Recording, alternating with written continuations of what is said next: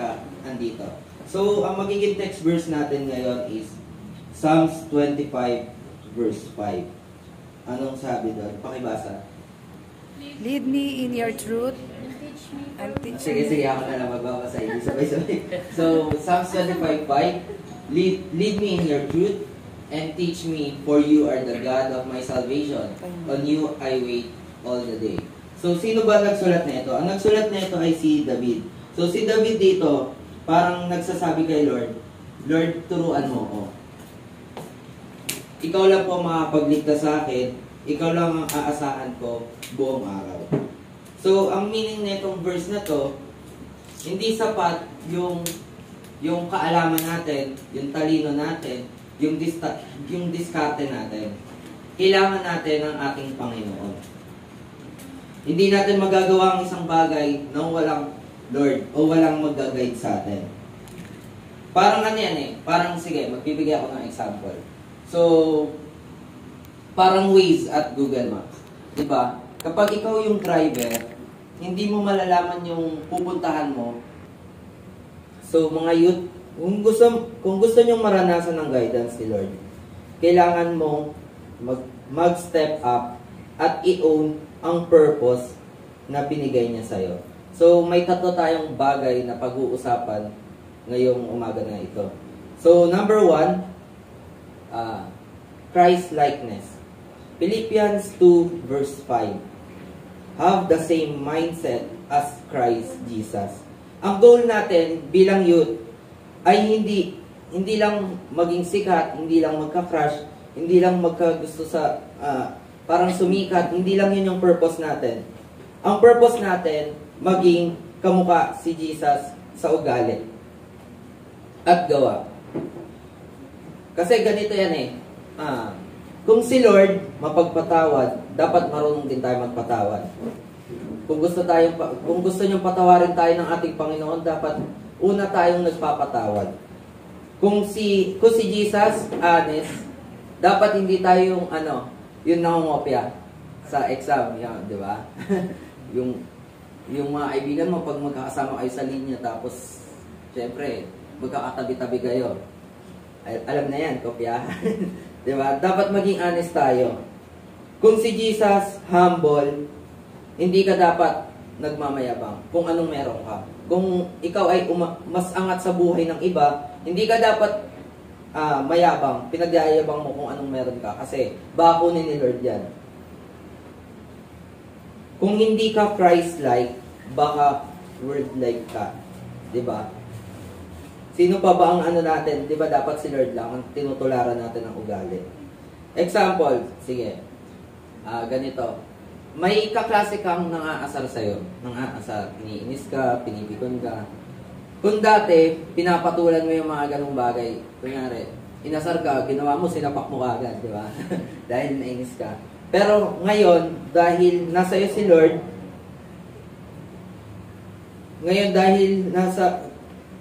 katulad ka ni Lord, mas pipiliin mong manahimik na lang.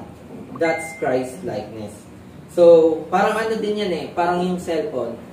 Kahit naka-iPhone 15 Pro Max ka, fully paid. Ayan. Walang kwenta yan kung walang battery at charger. Di ba? Parang ganyan din tayo. Pag wala si Christ sa puso natin, feeling natin empty tayo. Di ba? Kapag nakita ka ng iba, may tanong ako sa inyo, kapag nakita ka ba ng iba, anong nakikita nila sa inyo? Yung Christ-likeness ba? O hindi nila alam na Christian ka, bro? Hindi.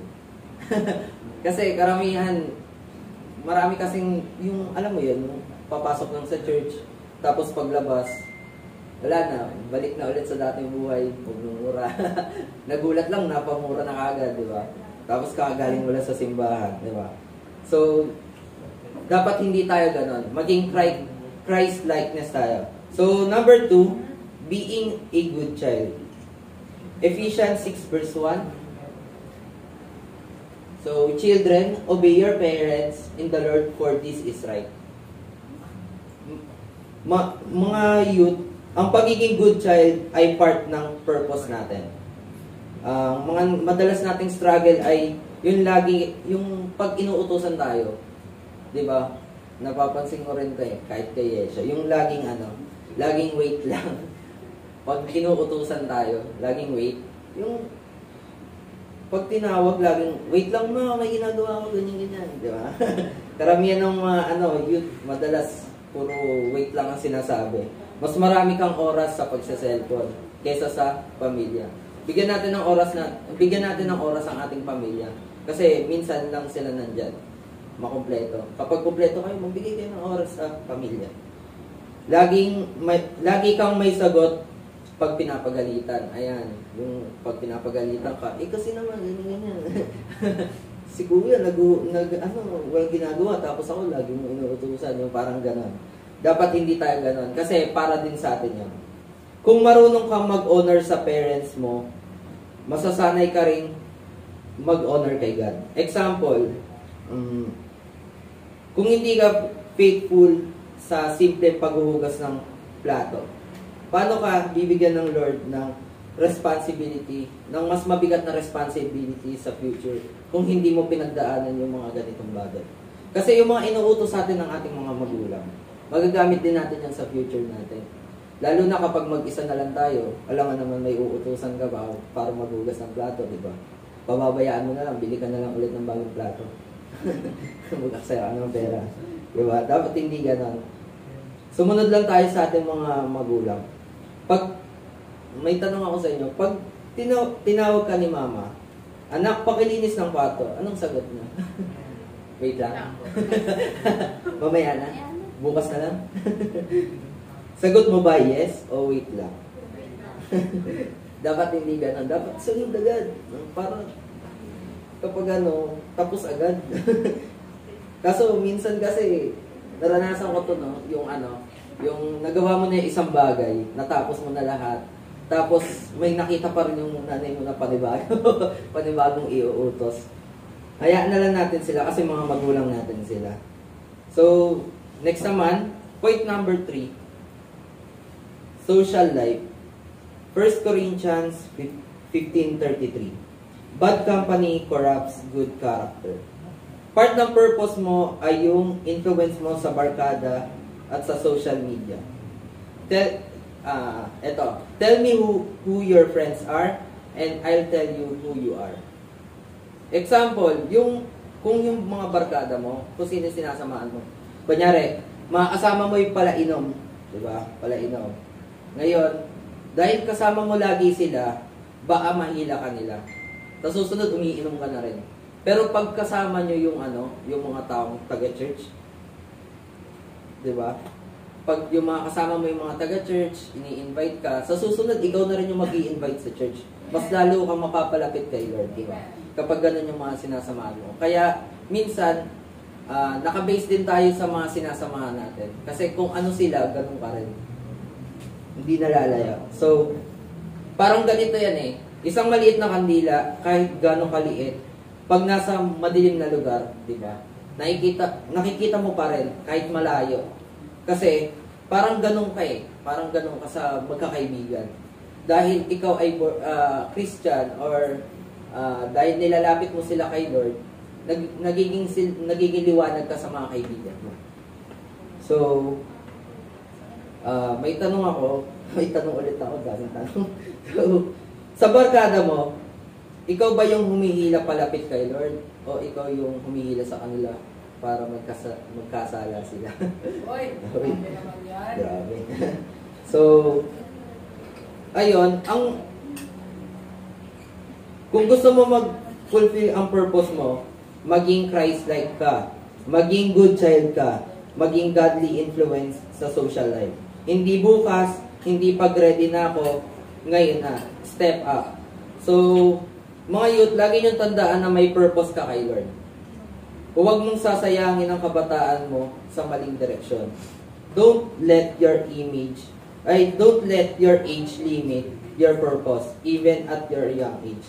God can use you. Kahit bata ka pa, matanda ka na, gagamitin ka pa rin ng ating Panginoon para makapagpabago ng buhay ng iba. So, step up sa school, maging Christ-like. Step up sa bahay, maging mabuting anak. Step up sa barkada, maging good influence. maging good influence tayo sa ibang tao at maging mabuting anak sa ating mga magulang. Dito kasi sa church, binabago tayo para maayos yung mga ugali natin. Kasi, syempre, lahat naman tayo nagkakasala. Madaming may problema sa buhay. Kaya nga tayo nag-church para ayusin yung buhay natin. Hindi naman tayo mag-church kung perfecto na tayo, di ba? Hindi na natin kailangan ng Diyos. Kaya alam ko, lahat may problema, may pinagdadaanan. Kaya nandyan si Lord para samahan tayo. Ayun lang. So, let's pray. So, Lord, salamat po, Panginoon, sa reminder, Panginoon, na binibigay niyo po, Panginoon, sa amin. Maraming salamat po na gamitin niyo po kami, Panginoon, at ipakita niyo po sa amin ang purpose namin bilang isang youth dito sa mundong ito, Panginoon. Maraming po salamat sa pagsama niyo po sa amin. Tulungan niyo po, Panginoon, na itong salita niyo ay may sasabuhay namin at hindi po namin hahayaan na ito ay nasa amin lang, kundi i-share pa po namin ito sa iba. Maraming salamat po, Panginoon, sa pagpapalang binibigay niyo po sa amin. Thank you, Lord. In Jesus' name we pray. Amen.